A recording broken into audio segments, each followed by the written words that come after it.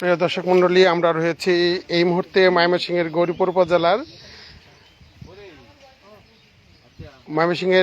উপজেলার ডোহকলা ইউনিয়নের পানাটি গ্রামে। আপনারা যেখানে দেখছেন সেখানে একটি নবজাতক আজকে সকালে পাওয়া যাওয়ার পর প্রতিবেলার অভিযোগ পাওয়া গেছে।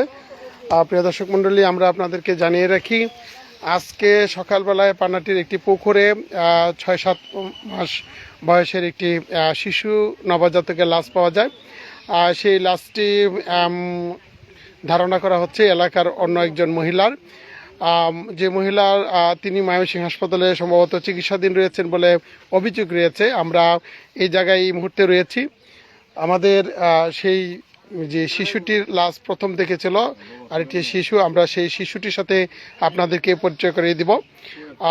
আমরা যে বিষয়টা জানতে পেরেছি, এই শিশুটির লাশ নবজাতক সেই শিশুটি হয়তো গর্ভের 6 থেকে 7 মাস বয়স হয়েছিল বা তার কিছু কম বেশি হতে পারে। এই এলাকারই আরেকজন পুলিশের মা নামে পরিচিত, তিনি বলেছেন যে এটি একটি বড় ব্যাঙের মতন বাচ্চা ছিল, দুর্গন্ধ হতে পারে, এই জন্য তিনি করে পুকুর থেকে তুলে এনে এখানে পুঁতে ফেলেছেন। ইতিমধ্যেই এই বিষয়টি জানার পর উৎসুক জনতার ভিড় জমে উঠেছে। আসলে এই শিশু থেকে ছুটে এসেছে। আমরা এই মুহূর্তে রয়েছি, আবারও আপনাদেরকে জানিয়ে দিই, ময়মনসিংহের গৌরীপুর উপজেলার ডোহকলা ইউনিয়নের পানাটি গ্রামে। এই পানাটি এই গ্রাম, আমরা যেখানে যে জায়গাটি দাঁড়িয়েছি, যে জায়গাটি কবর দেওয়া হয়েছে সেটি তমজউদ্দিন ফকিরের জায়গা। এই জায়গায় এনে তার নবজাতকটি পুঁতে ফেলা হয়েছে। গৌরীপুর থানার অফিসার ইনচার্জ মির্জা মাজহারুল আনোয়ার ইতিমধ্যে আমাদেরকে নিশ্চিত করেছেন এই ঘটনাস্থলে পুলিশ আসছে। পুলিশের উদ্ঘাটনে হয়তো প্রকৃত ঘটনা জানা যাবে। আমরা একজন প্রত্যক্ষদর্শী শিশু ছিল, আমরা তার সাথে কথা বলবো। ওই শিশুটি যা দেখেছে আমরা আপনাদেরকে সেইটুকু জানাবো। ওই শিশুটা কোথায়?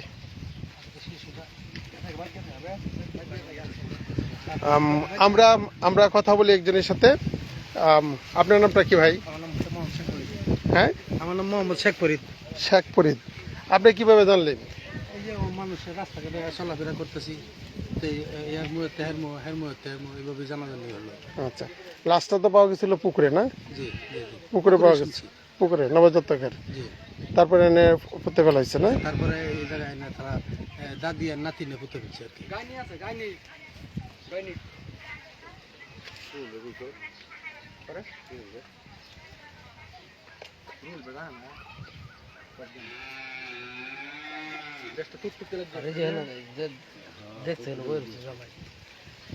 প্রিয় দর্শক মন্ডলী, আমরা এই মুহূর্তে রয়েছি ময়মনসিংহের গৌরীপুর উপজেলার ডোহকলা ইউনিয়নের পানাটি গ্রামে। আমরা যেখানে দাঁড়িয়েছি তার থেকে মাত্র কয়েক গজ দূরেই একটি নবজাতক, তাকে মৃত অবস্থায় পাওয়া গেছিল, তাকে পুঁতে ফেলা হয়েছে। আসলে প্রকৃত ঘটনা জানার জন্য ইতিমধ্যে ঘটনাস্থলে পুলিশ আসছে। পুলিশ আসার পরে বিস্তারিত জানা যাবে। আপনাদেরকে এইটুকু জানিয়ে রাখলাম যে একটি নবজাতক গৌরীপুর সম্ভব ধারণা করা হচ্ছে অবৈধ যে সম্পর্ক, সেই সম্পর্কের ফসল হিসাবেই এই নবজাতকটি ছিল এবং নবজাতকটি হয়তো তাকে কোনো কারণে আর পৃথিবীর আলো দেখাবে না সেই পরিকল্পনা করি তাকে হত্যার মাধ্যমে অথবা কোনো কারণে গর্ভের সন্তান নষ্ট করে তাকে এখানে পুঁতে ফেলা হয়েছে। বিস্তারিত জানার জন্য চোখ রাখুন। ধন্যবাদ সবাইকে।